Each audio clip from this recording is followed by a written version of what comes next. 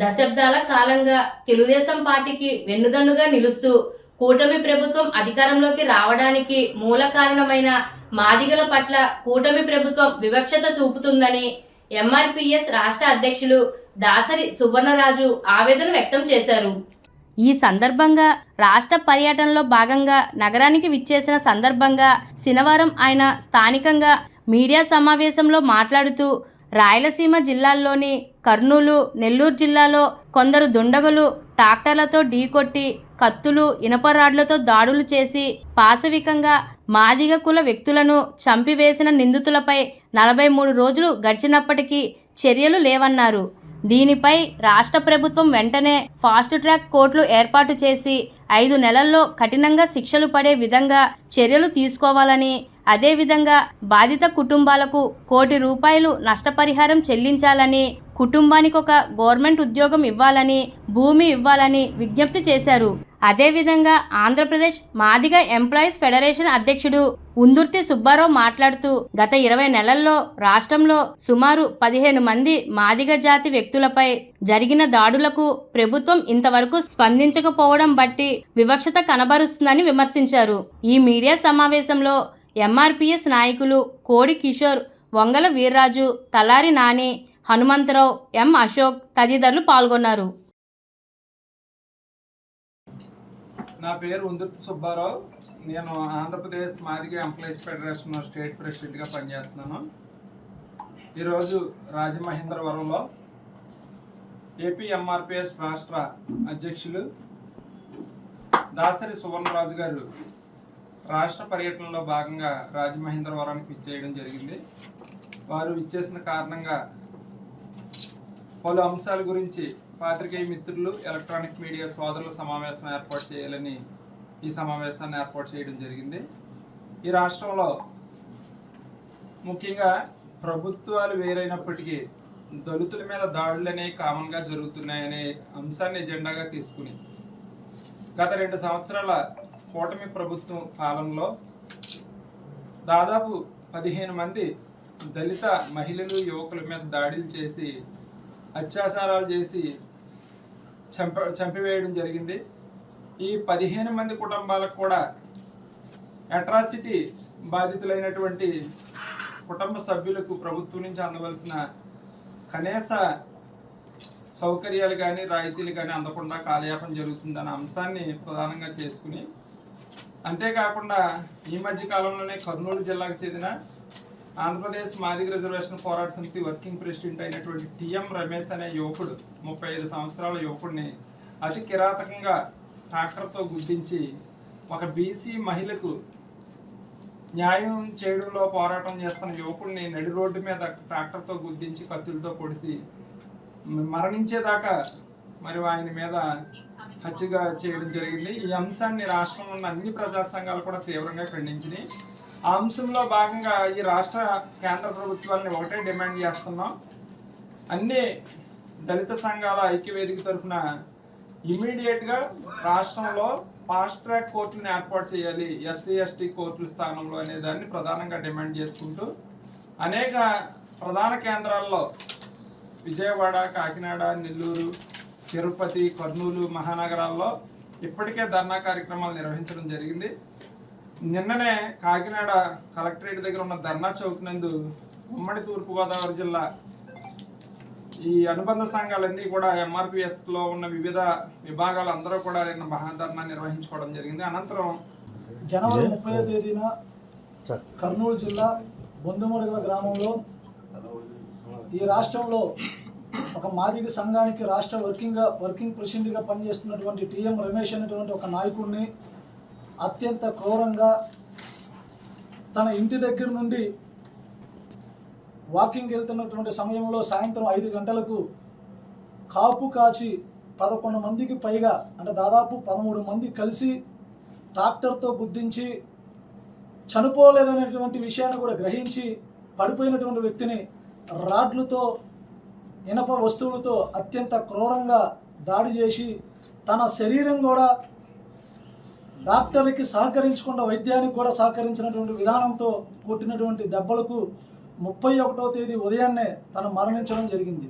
అంటే దాదాపు 42 రోజులుగా ఎవరైతే టీఎం రమేష్ని అత్యంత క్రూరంగా చంపబడి ఈరోజు జైలు పాలైనటువంటి వ్యక్తులకి 5 నెలల్లోనే శిక్షలు వేయించాలనే ఒక డిమాండ్తో ఈ రాష్ట్రంలో ఉన్నటువంటి 35 లక్షల మందికి పైగా ఉన్నటువంటి మాదిగ సమాజం మొత్తం కూడా రాష్ట్ర ప్రభుత్వాన్ని టీఎం రమేష్ని చంపినటువంటి నిందితులకి 5 నెలల్లోనే ఫాస్ట్ ట్రాక్ కోర్టు పూర్తి చేసి వాళ్ళకి మరణ శిక్ష, యావజ్జీవకాల శిక్ష కావాలని 43 రోజులుగా చేస్తున్నటువంటి పోరాటాలు.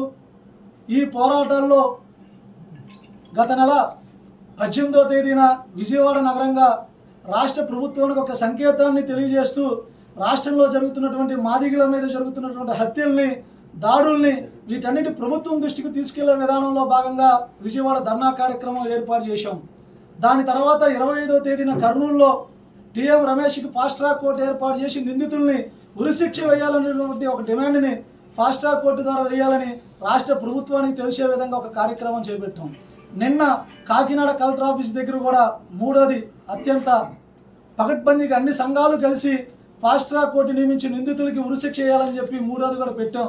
43 రోజుల్లో ప్రభుత్వం ఇంకా స్పందించకపోవటం, మాదిగల్ని విస్మరించినట్టుగానే ఈ రాష్ట్ర ప్రభుత్వం కనబడుతుందని కూడా స్పష్టంగా తెలియజేస్తున్నారు.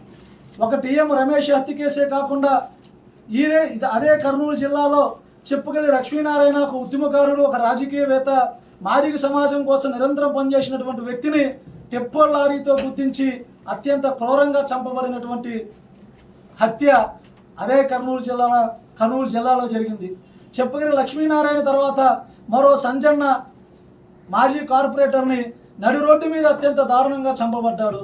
అదేవిధంగా గోవిందమ్మ ఒక మహిళని తన పొలాన్ని లాక్కున్నటువంటి వ్యక్తుల్ని, పొలం కోసం వెళ్ళినటువంటి మహిళను కూడా అత్యంత దారుణంగా ట్రాక్టర్తో గుద్దించి చంపబడింది. అదేవిధంగా జానకి అనేటువంటి మహిళ డిసెంబర్ 24వ తేదీ అర్ధరాత్రి బయటికి వెళ్తే అత్యంత క్రూరంగా ఒక మనిషి ఆటోలో తీసుకెళ్లి ఆమెని మానభంగం చేసి పీక విసిగి చంపినటువంటి ఘటన కూడా అదే కర్నూలు జిల్లాలో జరిగింది. దీని తర్వాత టీఎం రమేష్ని అత్యంత దారుణంగా జరిగింది. అందరికీ తెలిసిన విషయమే. టీఎం రమేష్ని చంపి ఒక 15 రోజులు కాకముందే మనోహరమైనటువంటి ఒక జనసేన పార్టీకి చెందినటువంటి కార్పొరేటర్ లాగా ఉన్నటువంటి ఒక వ్యక్తిని దారుణంగా నడి రోడ్డు మీద కత్తులతో, బస్సులతో చంపినటువంటి సంఘటన కూడా టీఎం రమేష్ కేసు మరొక ముందే జరిగింది. ఇన్ని హత్యలు జరిగినాక దీనికి ముందు బ్రహ్మంగారి మఠంలో కడప జిల్లాలో సతీష్ ఓబులేష్ అనేటువంటి ఒక అమాయకమైనటువంటి మాదిగ బిడ్డల్ని ప్రేమ పేరుతో క్రూరంగా చంపబడి ఆ కేసును కూడా ఈరోజు ఆత్మహత్య కేసుల కింద పోలీసులు కేసు పెట్టడం కూడా మాదిగల వివక్షత ఈ ప్రభుత్వంలో స్పష్టంగా కనబడుతూ ఉంది. దీనికి ముందు సాల్మాన్ రాజు అనేటువంటి మాదిగ వ్యక్తిని కూటమి ప్రభుత్వం అధికారంలోకి వచ్చిన 2 సంవత్సరాలుగా గ్రామాన్ని వదిలిపెట్టి వెళ్ళినటువంటి సాల్మాన్ రాజును కూడా తన భార్యకు బాగాలేని గ్రామానికి వస్తే తెల్లవారుజామున ఉదయం 6-7 గంటల కల్లా దుండగుడు అత్యంత దారుణంగా ఇనపరాటితో కొట్టి తన మరణానికి కూడా కారణమైనాడు. ఇన్ని కేసులు ఈ రాష్ట్రంలో జరుగుతుంటే ఒక్క కేసులో కూడా మాదిగలకి భరోసా ఇచ్చినటువంటి దాఖనాలు ఈ రాష్ట్ర ప్రభుత్వానికి లేదు. ఇదే విధంగా పక్క జిల్లాల్లో అగ్రవర్ణాలు చంపుకుంటే ₹1 కోటి ప్రకటించినటువంటి ఈ రాష్ట్ర ప్రభుత్వం హోంమంత్రి మాదిగ సామాజిక వర్గానికి చెందిన మాదిగ సమాజానికి చెందిన హోంమంత్రి కనీసం మాదిగలను చంపుతున్నటువంటి కేసుల్లో కానీ మాదిగ బిడ్డల కోసం ఒక భరోసా ఇచ్చి వాళ్ళ యొక్క కుటుంబాన్ని పరామర్శించినటువంటి మా హోంమంత్రి ఉండటం కూడా మాకు చాలా బాధాకరం. ఇటుపక్క ముఖ్యమంత్రి గారు కానీ, డిప్యూటీ సీఎం గారు కానీ, అలాగే లోకేష్ బాబు గారు కానీ అగ్రవర్ణాలు చనిపోతే ఇస్తున్నటువంటి ప్రాధాన్యత ఈ రాష్ట్రంలో మాదిగ ఓట్లతో మాదిగ జెండాలు పెట్టి తెలుగుదేశం పార్టీ గెలుపు, మాదిగల గెలుపుని తిరిగినటువంటి మాదిగల పట్ల ఇంత దారుణమైనటువంటి దాడులు జరిగి హత్యలు కాబడుతుంటే ఈ హత్యలను అరికట్టడంలో, మాదిగలకి భరోసా ఇవ్వడంలో, మాదిగ బిడ్డల్ని పరామర్శించడంలో కూడా రాష్ట్ర ప్రభుత్వం చిన్నచూపు చూస్తుంది. 43 రోజులుగా చేస్తున్నటువంటి పోరాటంలో కనీస స్పందన కూడా ఇవ్వనటువంటి ఈ ప్రభుత్వానికి ఒకటే హెచ్చరిక చేస్తున్నాం. ఈ దాడులు అరికట్టడం కోసం, మాదిగల ప్రాణాలను కాపాడుకోవడం కోసం, మాదిగలు రక్షణగా ఉండాలంటే మీకు మాదిగల మీద చిత్తశుద్ధి ఉంటే కనుక తప్పకుండా ఫాస్ట్ ట్రాక్ కోర్టు కోసం ప్రభుత్వం నోరు విప్పాలి. మీరు పక్కనట్టు అగ్రవర్ణాలు చంపుకుంటే ఇచ్చినటువంటి ₹1 కోటి ఈ రాష్ట్రంలో మాదిగలు చంపబడినటువంటి కుటుంబాలకు కూడా ₹1 కోటి ఎస్గ్రేషియా ప్రకటించి తొందరగానే ఉద్యోగం, భూమి కూడా కేటాయించాల్సిన బాధ్యత ప్రభుత్వానికి ఉంది. ఇన్ని కేసులు జరిగినా కూడా మనోహర్ని చంపినా సరే కనీసం ప్రభుత్వం మాట్లాడకపోవడం కూడా ప్రభుత్వానికి ఒక విన్నపం చేస్తున్నాం. 43 రోజులుగా మాదిగ సంఘాలందరం కలిసి ఒక ధర్నా కార్యక్రమాలు, సానుకూలటువంటి ఉద్యమాలు చేసుకుంటూ వచ్చాం. అయినా మీ దగ్గర నుంచి స్పందన లేదు.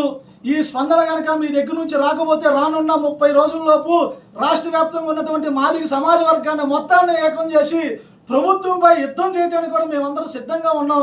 ఇది రాజకీయాలకు ఇంకా 3 సంవత్సరాల టైం ఉంది. రాజకీయాల హత్యలు కాదు, ఇది రాజకీయ కోణంలో అగ్రవర్ణ అహంకారంతో చేస్తున్నటువంటి కొంతమంది దుండగల్ని అరికట్టడం కోసం ప్రభుత్వం తప్పకుండా చర్యలు చేపట్టాలి. మాదిగల యొక్క ప్రాణాలకు రక్షణ కల్పించడానికి రాష్ట్ర ప్రభుత్వం తప్పకుండా మాకు భరోసా కల్పించకపోతే ఏప్రిల్ నెలాఖరు కల్లా లక్షలాది మందితో మాదిగలం అమరావతి ముట్టడి చేయటానికి కూడా వెనకాడబోమని కూడా ఈ సందర్భంగా తెలియజేస్తున్నాం.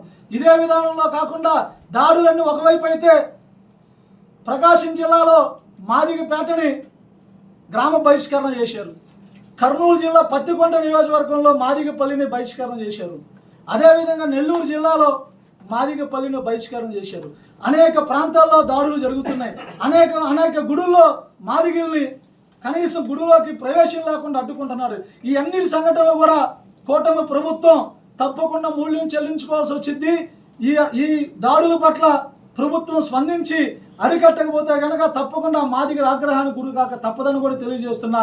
అదేవిధంగా కృష్ణమాదిగ గారు ఈ 2 ఏళ్లలో అధికారం చేపట్టినటువంటి కూటమి ప్రభుత్వానికి మద్దతు ఇచ్చినటువంటి మాదిగల్లో ప్రథమంగా కృష్ణమాదిగ గారు ఇన్ని హత్యల్లో కూడా ఏ హత్యలో కూడా కుటుంబాన్ని పరామర్శించకుండా 1-2 మాత్రమే ఆ కుటుంబాన్ని పరామర్శించి మిగతా కేసుల్ని వదిలేటువంటి మాదిగలకు క్షోభకు గురవుతున్నాం. మీరు కూడా తప్పకుండా రాష్ట్ర ముఖ్యమంత్రి గారిని, హోంమంత్రి గారిని ప్రశ్నించాలి. మీరు తప్పకుండా ఈ బాధిత కుటుంబాలకి తీసుకొచ్చే విధానంలో మీరు పోరాటం చేయాలి. మీరు కూడా ప్రభుత్వం మీ మాట అయిన పరిస్థితుల్లో ఉన్నటువంటి ఈ రాష్ట్ర ప్రభుత్వాన్ని ప్రశ్నించకపోతే మా మీద ఇలాంటి దాడులు జరుగుతాయి. ఈ రాష్ట్రంలో ఉన్న 35 లక్షల మంది మాదిగలతో తప్పకుండా ప్రభుత్వం కనువిప్పు కలిగే విధంగా ప్రభుత్వం దిగవచ్చే వరకు పోరాటం ఆగదు. ఫాస్ట్ ట్రాక్ కోర్టు సాధించే వరకు ఉద్యమ కార్యాచరణ